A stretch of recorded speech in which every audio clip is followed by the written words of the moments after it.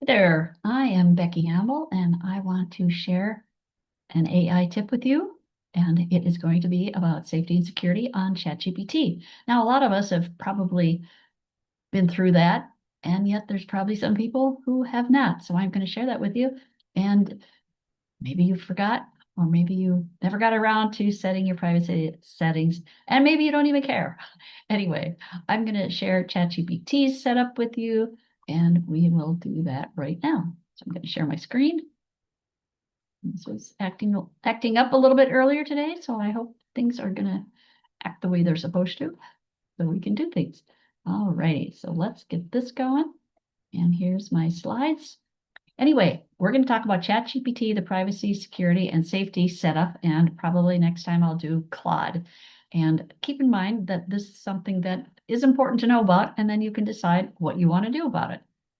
First of all, let's say that you have a ChatGPT account. You might have the free account, or you might have the $20 to $200 a month plus or pro. And in both of those, training is the default setting. And that basically means that the information that you put in your prompts and the information you get back goes to ChatGPT to further train the model. You could say it's educating it, so it's learning more through all of our interactions. And the team one, as you can see, the third, the business tier, that has the training turned on. Now it'll make more sense when I show you what that is.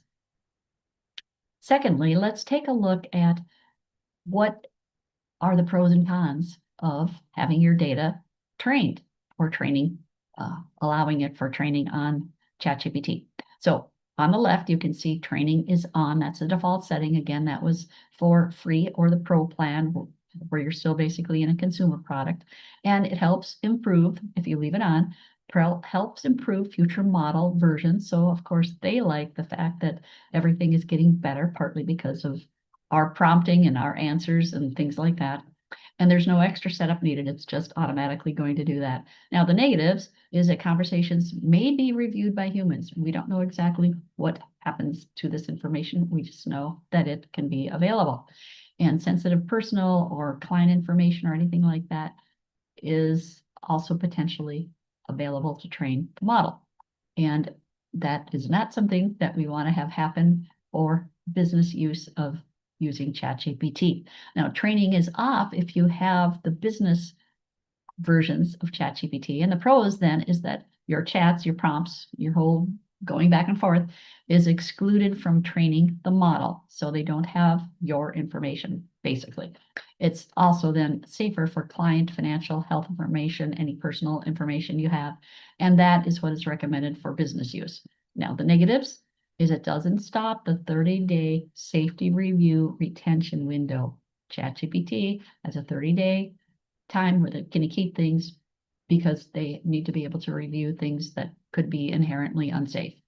And it must be re-verified in the professional model after there's been major changes.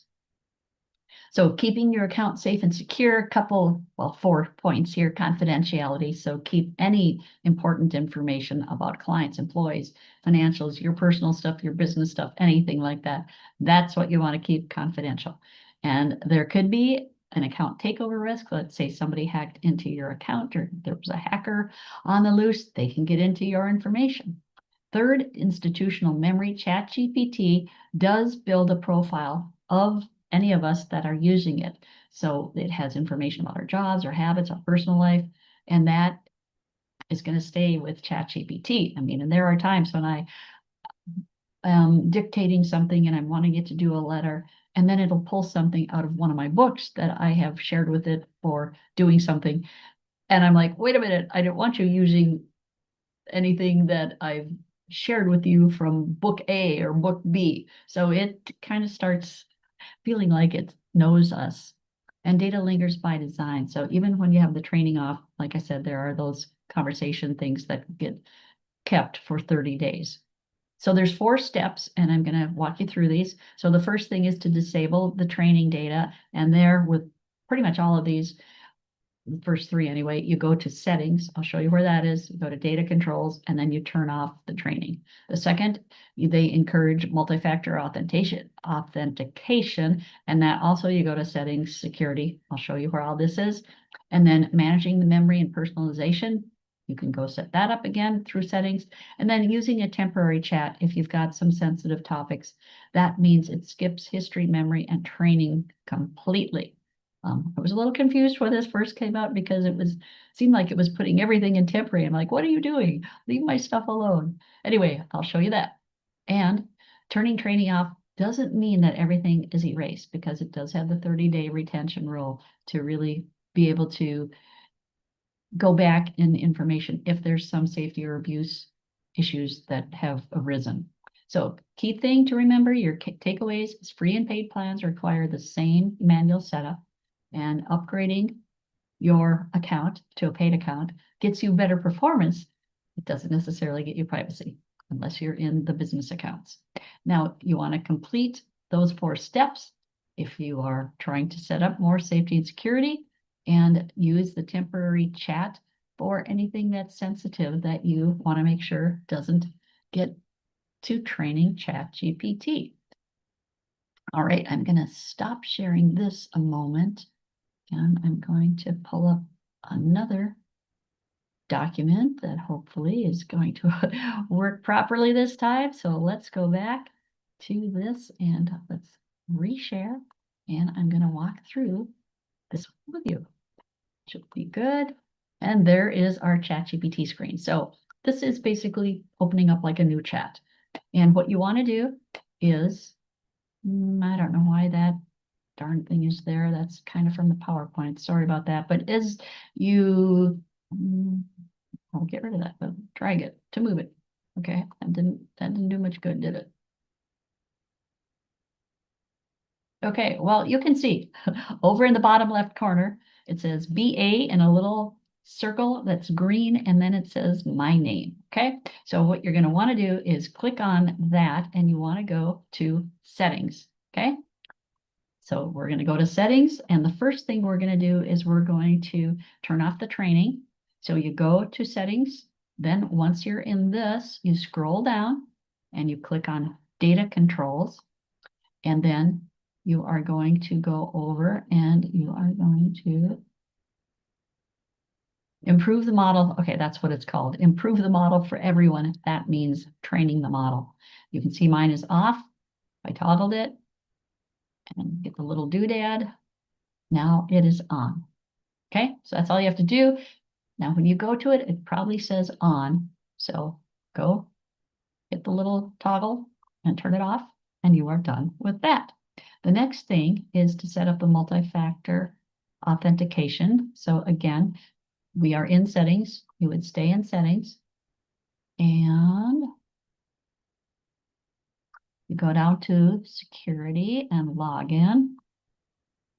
And then if you want to do it, you would click this toggle to have the multi-factor authentication work. If you wanted to set up security keys and passcodes, because that's kind of popular, you could add that.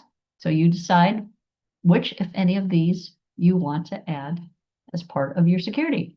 Now, the third one is to manage your AI memory and personalization. So again, we're still in settings, and we're going to go down to where we see the second thing here. It's called personalization, and you will go there. And this is where you set your tone. So you can have professional, friendly, candid, quirky, whatever you want. I have mine set for professional. And then there's some other things where you can say, do you like these? Or else you can change it. You can change it more warm, less warm. You can change it unenthusiastic, more or less. Anyway, you get to set all this the way you want it. Do you want fast answers or do you want slow answers? All of that. So, but the main thing is that you can personalize it so it sounds more like you. And then you can also toggle off specific memories entirely if you don't want any of this information. So there is, if you want to give it more information, and then down here, you can enable the memory or scroll down, turn it off. So if you have it on, it's going to personalize things and make things more memorable. And it's going to utilize this information that you picked up here of how you wanted it to sound when it's trying to mimic you, if that makes any sense. And you can put in your name, you can put in your occupation, you can tell it all that, or don't tell it. And then also down here, you can have it record transcripts, so on. So that is all you need to know about setting your security. Now we're going to see since my little thing is covered up. There we go. I just clicked back over on my name in the lower left to have that window go away. And now what I'm going to show you, I hope this is going to work, because if there's still a block on this because of the Zoom, just know that up in the upper right corner, you turn on the temporary chat, and it looks like a word bubble made out of dashed lines. If my other thing is still covering that, that's what it looks like, upper right corner. So I'm going to click on that. And then here, see, you get a new window and it says temporary chat. Chat won't appear or be used for training or any of that kind of stuff. It does keep a copy for 30 days because of their retention thing. So anyway, what you would do is just start typing in the prompt box or dictate in it like you normally would and have it use the temporary mode. That's what I got for you. And hopefully that will give you some tips. You can just walk through and set your security and safety settings however you want them. And if you want to leave it alone, that's okay too. Just remember that if you don't change the settings on anything, it will use the information that is in your prompt and that you get back to train the model, which again is supposed to make it perform better.